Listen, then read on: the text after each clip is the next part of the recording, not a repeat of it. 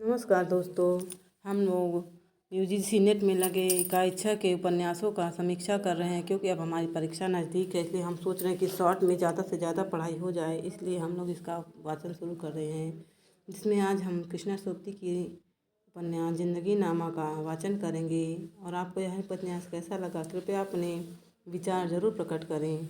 चलिए तो अब हम इसका वाचन प्रारंभ करते हैं। कृष्णा सोबती का उपन्यास है यह जिंदगी नामा। जिंदगी नामा उपन्यास 10वें व अंतिम सिख गुरु गोविंद सिंह के सुप्रसिद्ध फारसी कथन। ये देखिए एग्जाम में पूछा जा सकता है कि कहा है चूकार आज हमा हीलते दरगुजस्त हलालस्त बुर्दन बशमशीर दस्त। अर्थात जब सभी रास्ते बंद हो, जब दूसरे सब रास्ते कारगर न हो सके तो जुल्म के खिलाफ तलवार उठा लेना जायज़ है को समर्पित है। उपन्यास का अंत भी उपन्यास के प्रमुख चरित्र शाह जी द्वारा इन्हीं पंक्तियों के उद्धरण से होता है। कृष्णा सोबती ने जिंदगी नामा की संकल्पना पंजाब के सामाजिक सांस्कृतिक इतिहास के रूप में की है। लेखिका ने इतिहास की व्याख्या दस्तावेजों के रूप में न करके जन सामान्य की सांस्कृतिक गतिविधियों द्वारा की है। उपन्यास के आरंभिक 28 पृष्ठ कथा से अलग पंजाब का अत्यंत उदात्त और काव्यात्मक रेखाचित्र प्रस्तुत करते हैं। उपन्यास में लेखिका के जन्म स्थान अविभाजित पंजाब के अब पाकिस्तान में रह गए जिला गुजरात की कथा बयान की गई है। उपन्यास में कथा तो कम है, दृश्यों का एक सतत क्रम है। लेखिका ने डेरा जट्टा गांव की यादों को एक संश्लिष्ट दृश्य में बांधकर प्रस्तुत किया है।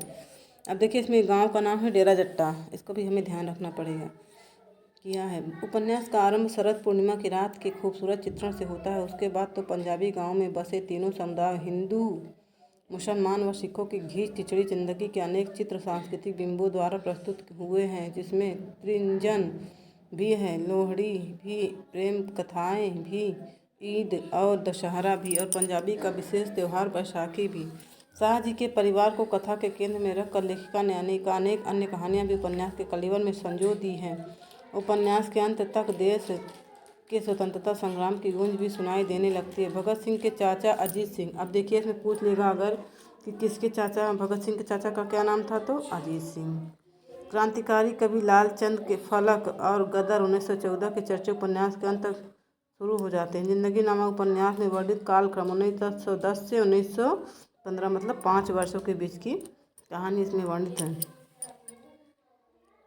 बीच जान पड़ता। जिंदगी नामा उपन्यास एक सांस्कृतिक ऐतिहासिक उपन्यासिक रचना है और इसमें व्यक्ति कथा कम सांस्कृतिक कथा अधिक चित्रित हुई है। विशेष कालखंड, चरित्र या परिवेश निम्नलिखित बिंदुओं के माध्यम से संकेतित हुए हैं।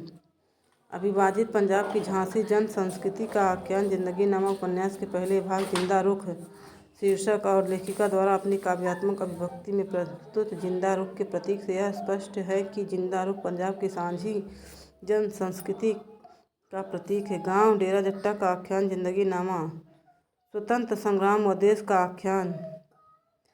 पंजाबी चरित्रों के दुस्साहसिक कारनामों का आख्यान। शाहों की जिंदगी का आख्यान। जिंदगी नामा उपरोक्त में से किसी एक का या फिर इन सभी का आख्यान कहा जा सकता है।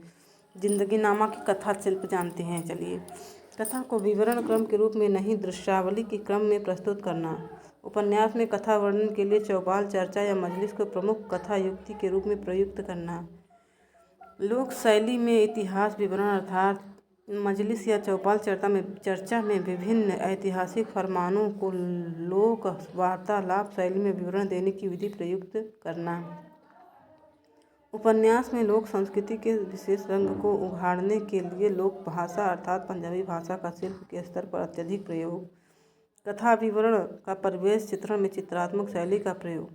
जिंदगी नामा के मुख्य चरित्र देखिए। डेरा जट्टा गांव रूपी जिंदगी नामा का केंद्रीय चरित्र विभाजन पूर्व साझी पंजाबी संस्कृति का प्रतीक चरित्र है। उपन्यास की केंद्रीय कथा शाह परिवार के चरित्रों के इर्द गिर्द ही घूमती रहती है। शाह जी के बारे में जानते हैं। शाह जी घर के बड़े और परिपक्व व्यक्ति हैं। वे ही घर के मुखिया भी हैं। अभी संयुक्त परिवार की परंपरा का ही घर में पालन हो रहा है।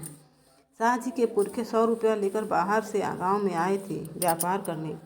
व्यापार के साथ सूदखोरी करते हुए वे अब तक सैकड़ों बीघा जमीन के भी मालिक बन चुके हैं। देखिए उनके पूर्व कितने रुपए लेके आए थे, तो 100 रुपये।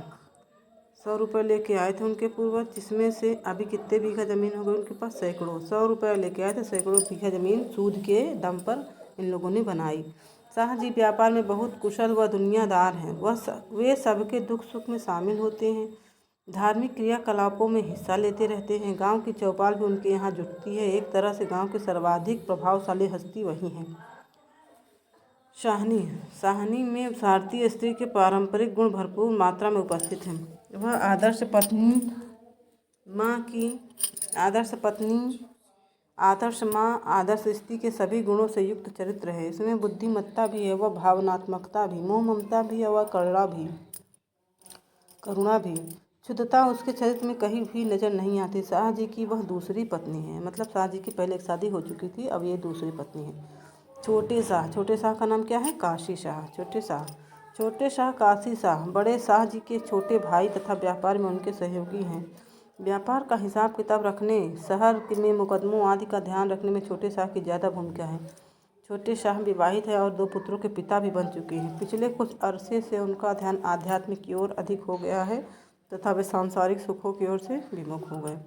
छोटी शाहनी, छोटे शाह की पत्नी, जिनका नाम है बिंद्रा देई। अगर नाम पूछ ले तो बिंद्रा देई नाम है उनका। काशी शाह की पत्नी व 2 बेटों की माँ है। वह अभी युवा है, वह यौवन का भोग करना चाहते हैं, किंतु उसका पति काशी शाह शारीरिक सुखों व दुनियावी से सुखों से विमुख हो चुका है।